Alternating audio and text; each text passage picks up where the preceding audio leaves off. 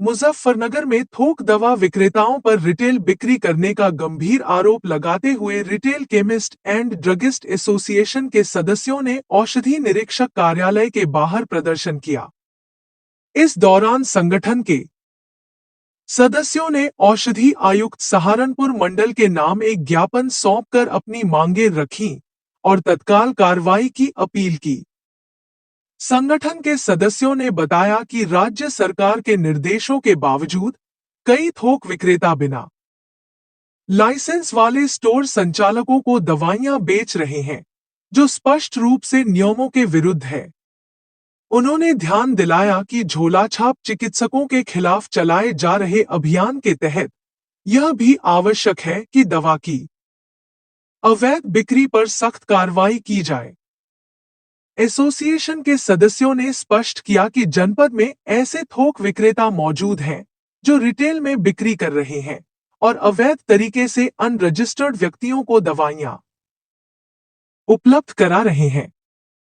यह भी आरोप लगाया कि कुछ थोक विक्रेता दवा देते समय बिल नहीं देते और जब बिल देते हैं तो दवा के बैच नंबर सही नहीं होते। इसके अलावा उन्होंने रिटेल केमिस्ट की एक्सपायरी दवाएं वापस करने की भी मांग की, जहां पर जिला अध्यक्ष दिलशाद छम्मन, जिला मंत्री सनुज चौधरी, जिला उपाध्यक्ष विनोद कुमार, जिला मंत्री खालिद अंसारी, जिला कोषाध्यक्ष अनिल वर्मा मौजूद रहे।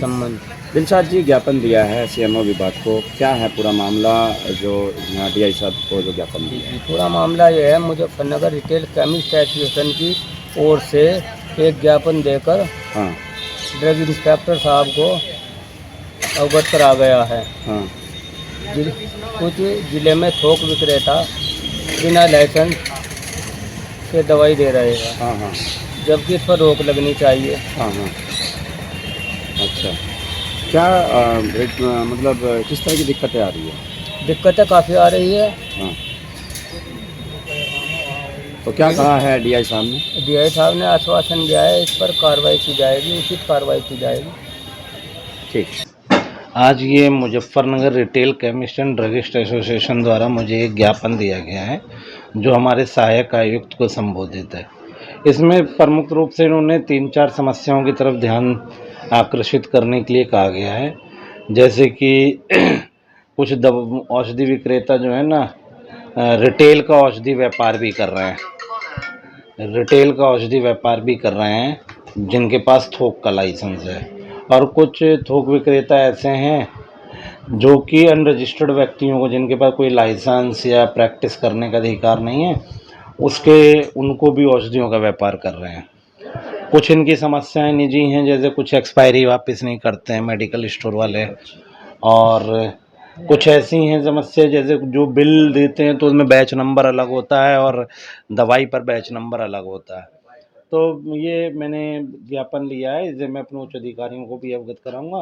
लेकिन मैं इन लोगों से भी एक मदद चाहता हूँ कि ये भी हम लोगों की एक मदद करें कि अगर ये कुछ हमें बता पाएँ कि कौन लोग या कौन कौन से काउंटर इन सब कामों में लिप्त है, कि जो बिल दूसरे बैच का देते हैं, दवा दूसरे बैच की देते हैं, या जो अनरजिस्टर्ड को सेल कर रहे हैं। क्योंकि इस समय माननीय मुख्यमंत्री साहब का एक अनरजिस्टर्ड लोगों के खिलाफ प्रैक्टिस जो कर रहे हैं इनलीगली, उसके खिलाफ अभियान चल रहा है। तो उसके अंदर हम लोगों को भी डायरेक्शन है कि भाई उन्हें कैसे माल सप्लाई हो रहा है, क्या उनकी सप्लाई चेन है, उसको हमें ख़त्म करना है।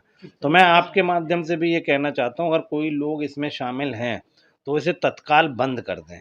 अनरजिस्टर्ड व्यक्ति या अनरजिस्टर्ड किसी भी प्रैक्टिशनर को कोई भी दवा या सर्जिकल आइटम ना दें। इस तरह के लोग मिलते हैं तो किस तरह की कार्रवाई होगी? नहीं, उनके लाइसेंस कैंसिलेशन की कार्रवाई होगी और जो मुकदमा दर्ज कराया जाएगा उस पर एक विभाग की तरफ से उनके लाइसेंस कैंसिल होंगे, क्योंकि कंडीशन ऑफ लाइसेंस का वायलेशन है।